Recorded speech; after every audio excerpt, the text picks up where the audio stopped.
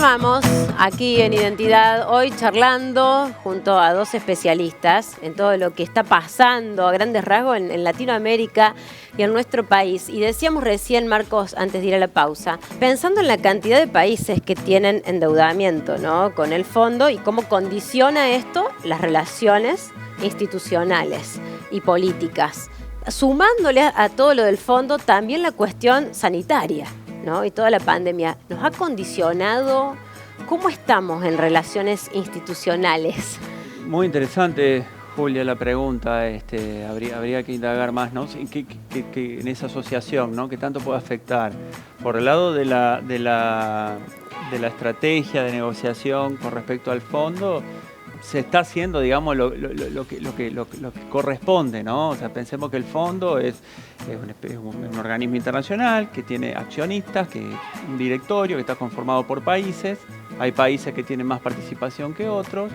Entonces, lo que ha hecho el gobierno nacional ha ido a hablar con distintos jefes de Estado, jefas de Estado de estos países que participan, que son grandes accionistas en este directorio, para después terminar llegando a hablar con la burocracia internacional financiera, que sería georgieva, ¿no es cierto? Se ha sumado también el caso de Portugal, la visita a Portugal, que no es casual, porque bueno, un poco lo que se intenta es esta solución portuguesa, que la característica que tuvo fue que resolvió la deuda o sea, fomentando el consumo y fomentando el gasto, ¿no? Todo lo contrario de Grecia, ¿no?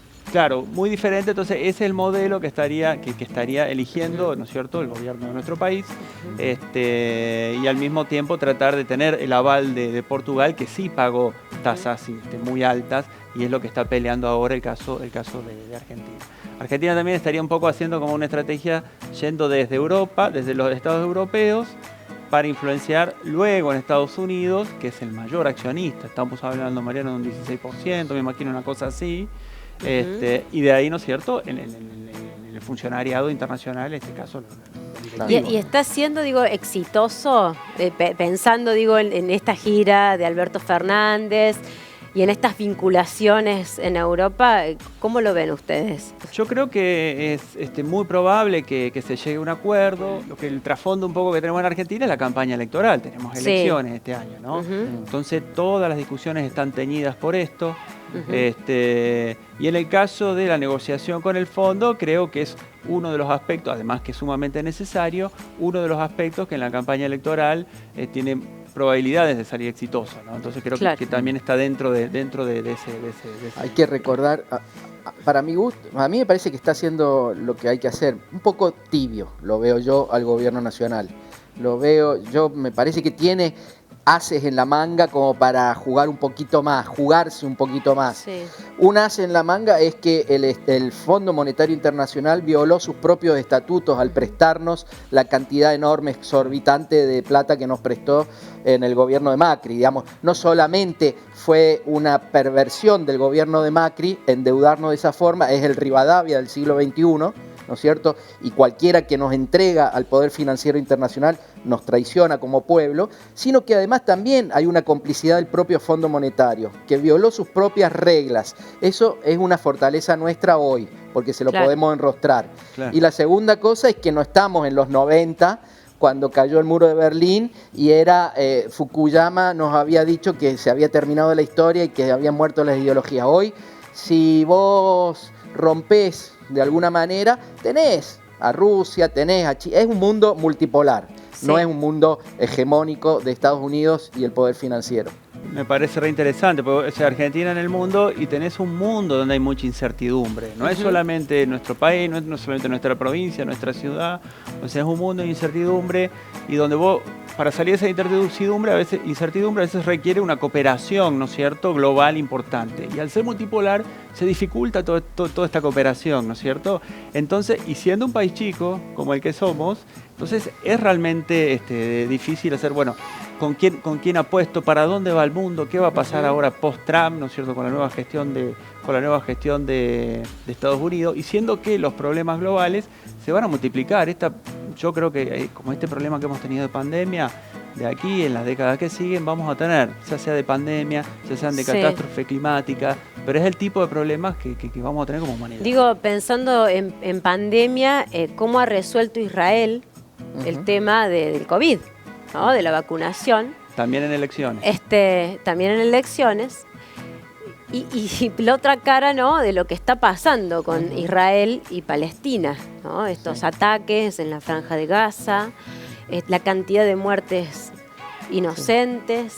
Sí, ahí hay dos cosas. Por un lado, digamos, el trasfondo de la cuestión o del problema, que es ni más ni menos que el colonialismo de Israel sobre las tierras palestinas, ¿no? Eso no lo dice Mariano Sarabia, lo dice la ONU en infinitas resoluciones. Israel sigue empecinado en abrir nuevas colonias en Cisjordania, y a eso sumale el problema de Jerusalén, que fue lo que ocasionó este último estallido de violencia, cuando se metieron en la explanada de las mezquitas a sacar a los musulmanes, cuando los sacaron de todo Jerusalén Este.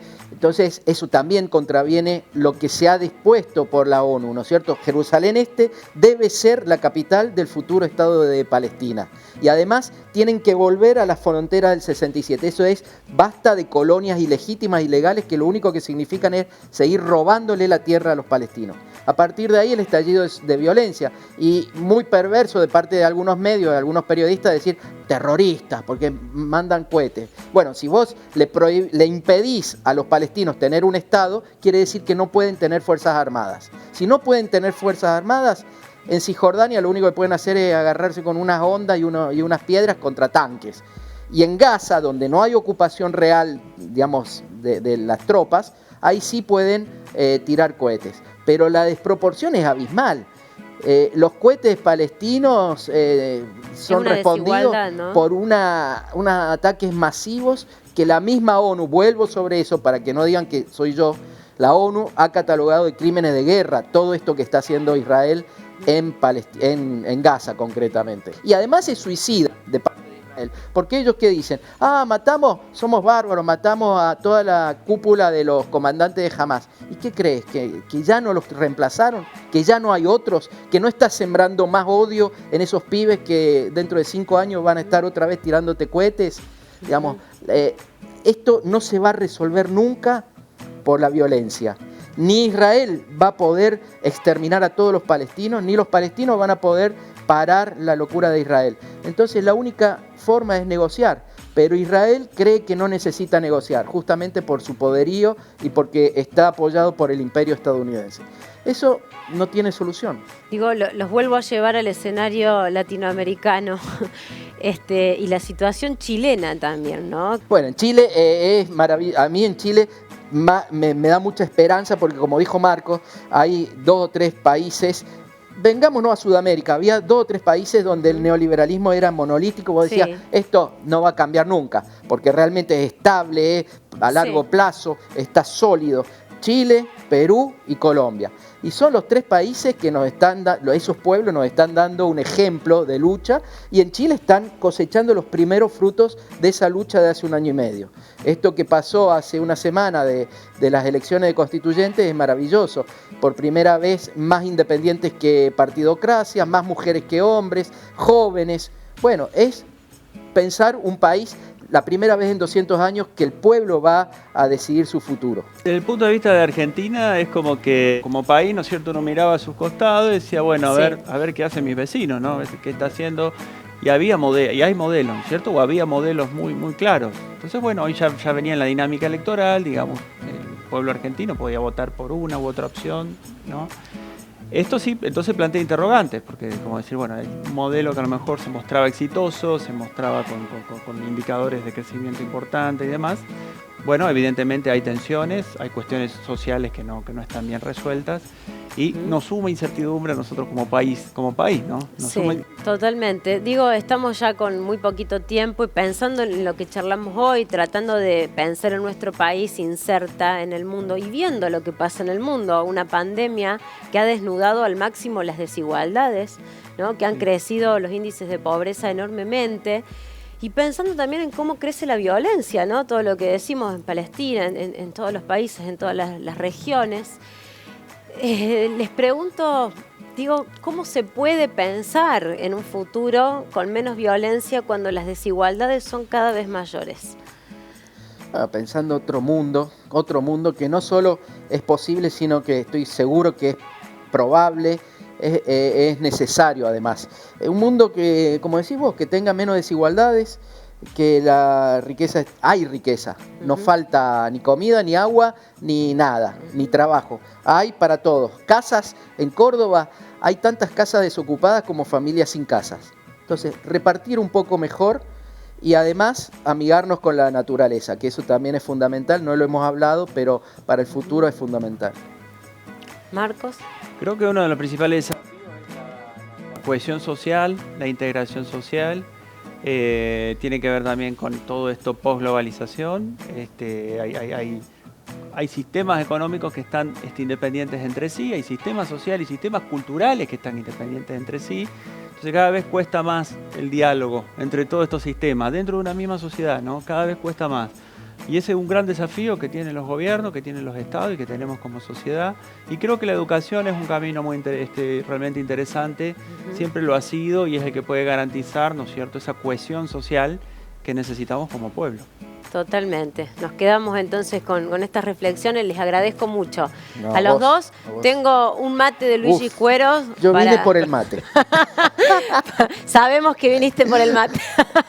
El mate de Luigi Cuero no para compartir, para tomar solos este sábado. Y toda la pastelería inclusiva de Gisela Mondino, Pastelería Sintac, que nos acompaña cada sábado. Muchas gracias, No, gracias a los dos. Gracias. Un honor. Pausa, ya venimos.